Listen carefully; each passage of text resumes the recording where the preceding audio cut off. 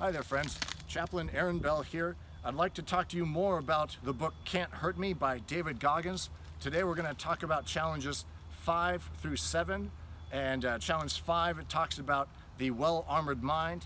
Challenge 6 talks about the cookie jar, which is interesting. And challenge 7 talks about the governor in your brain and how you can actually remove it. All right, let's get into this. Challenge 5 is called the well-armored mind.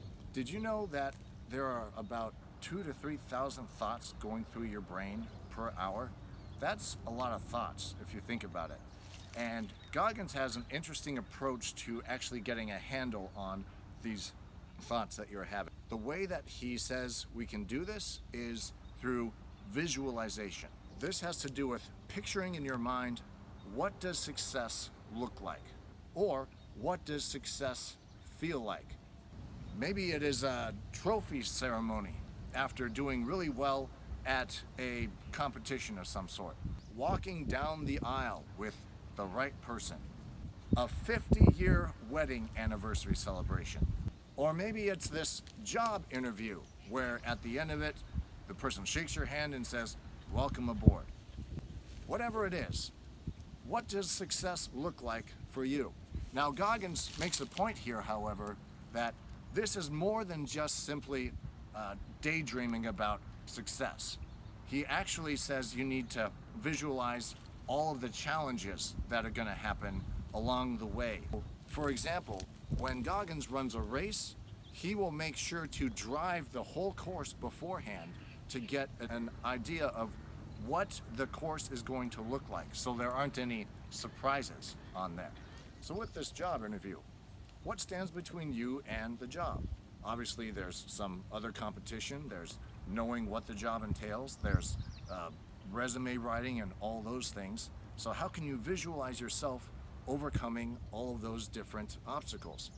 And in this way, the more you visualize, the more you can actually steer those 2,000 to 3,000 thoughts per hour in a direction where you want them to go. So if you control your thoughts, then you can help to control your mind, and then you have what David Goggins calls a well-armored mind, and that's challenge 5. Next, challenge 6. Challenge 6 is what Goggins calls the cookie jar. Have you ever been almost ready to give up on something and then you got that second wind? And suddenly you could run again, you could focus again, you could change that next diaper, you could do that last dish, whatever it was. Suddenly you got this extra dose of energy.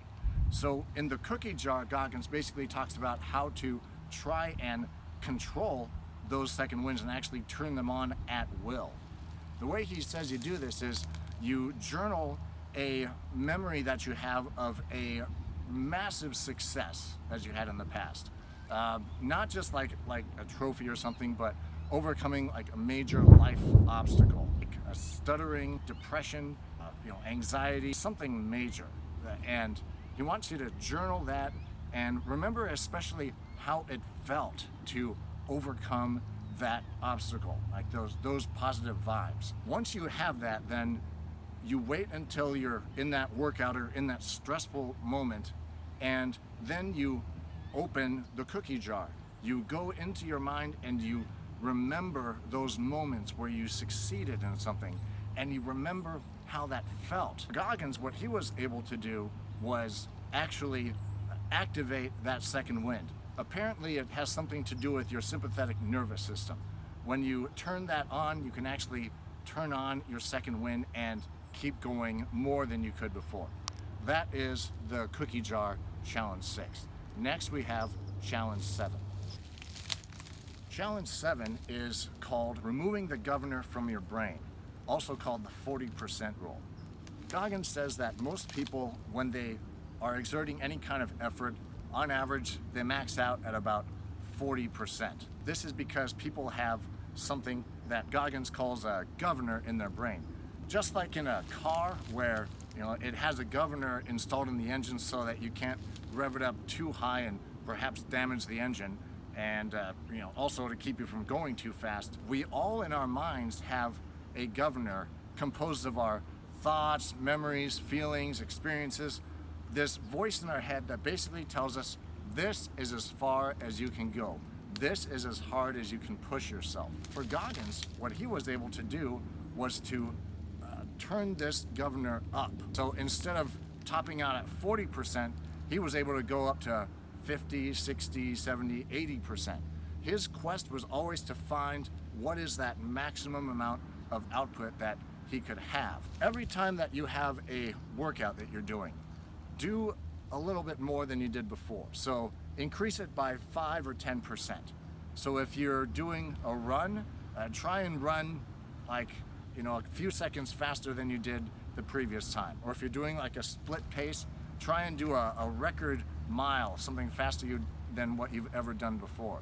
With this governor idea, one of the things he talks about is how you shouldn't really be competing against anyone else.